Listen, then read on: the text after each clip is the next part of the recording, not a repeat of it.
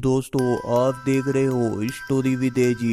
आज की स्टोरी हमारे साथ शेयर की है राकेश जी ने। राकेश जी बताते हैं यह बात है उस समय की जब मैं सिक्किम के एक छोटे से कस्बे में जॉब किया करता था। मैं जॉब तो एक छोटे से कस्बे में करता था, लेकिन मेरा स्टे रूम एक गांव में था। मुझे जॉब करते हुए बस कुछ ही दिन हुए थे।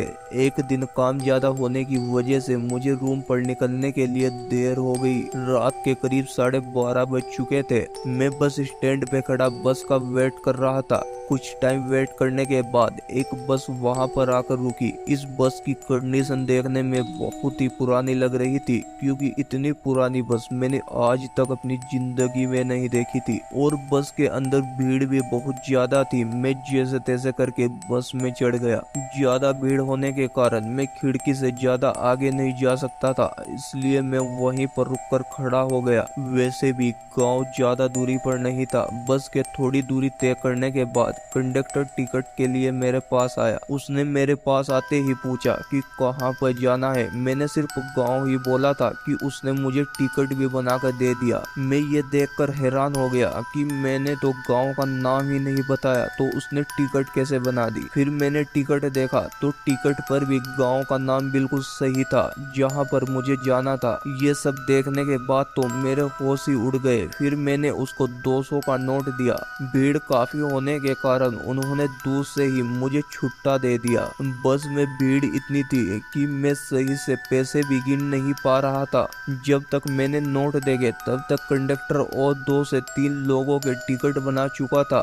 सभी नोट को देखने के बाद मैंने देखा कि छुट्टे नोटों से नीचे 2500 के भी नोट थे। मुझे लगा कि भीड़ ज्यादा होने के कारण गलती से शायद कंडक्टर ने 2500 के भी नोट दे दिए। फिर मैंने इन नोटों को वापस करने के लिए कंडक्टर को आवाज लगाई। मेरे से कुछ कदम दूर होने पर भी उसको मेरी आवाज सुनाई नहीं दे रही थी। मैंने फिर से जोर से आवाज लगाई, लेकिन कंडक्टर ने फिर भी नहीं देखा। जब मैंने लोगों की साइड देखा तो सभी गुमशुदा नींद की हालत में दिख रहे थे। कंडक्टर जिसका टिकट बना था वह उठता और फिर से टिकट लेकर गुमशुदा नींद की हालत में बैठ जाता था। यह सिचुएशन मुझे बहुत ही बेचैन कर रही थी।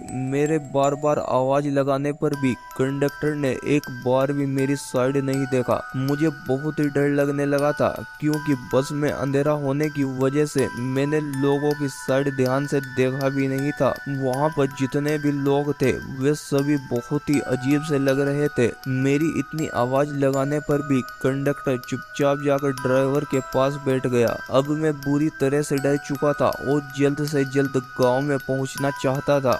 बस गांव में पहुंचते ही रुक गई। मैं नीचे उतरने की कोशिश ही कर रहा था, लेकिन कोई भी पैसेंजर अपने रास्ते से हिल ही नहीं रहा था। मुझे ऐसा लग रहा था कि जैसे मैं किसी चट्टान को धकेल रहा हूँ। जैसे तैसे करके मैं नीचे उतरा और गाड़ी का नंबर नोट कर लिया, ताकि कल सुबह होते ही कंडक्टर के पैसे वापस कर सकूं। फिर मैं बिना पीछे मुड़े रूम पे आकर पूरी रात इसके बारे में ही सोचता रहा। 3 दिन तक मैं देखता रहा कि कब वो बस आएगी, लेकिन मुझे फिर से वो बस नहीं दिखाई दी। फिर मैंने बस के आरटीओ ऑफिस में जाकर बस के नंबर से बस की डिटेल्स निकलवाई। ऑफिस के स्टाफ ने मुझे जो बताया उसे सुनकर मैं तो 1 महीने तक डिप्रेशन में रहा, और आज तक भी मुझे उस रात पर यकीन नहीं होता कि वो कोई हकीकत थी या फिर सपना। स्टाफ ने मुझे बताया कि सर, जिस बस का नंबर आपने दिया था उस बस का एक्सीडेंट तो काफी सालों पहले हो चुका था, जिसमें बस बुरी तरीके से जल चुकी थी। उस बस में बैठे हुए लोग और कोई नहीं बल्कि वही पैसेंजर थे जो कि उस एक्सीडेंट में मारे गए थे। तो दोस्तों, ये थी आज की कहानी। आई होप आपको ये कहानी पसंद आई हो। अगर पसंद आई हो तो वीडियो को एक लाइक करके चैनल को सब्सक्राइब कर लेना,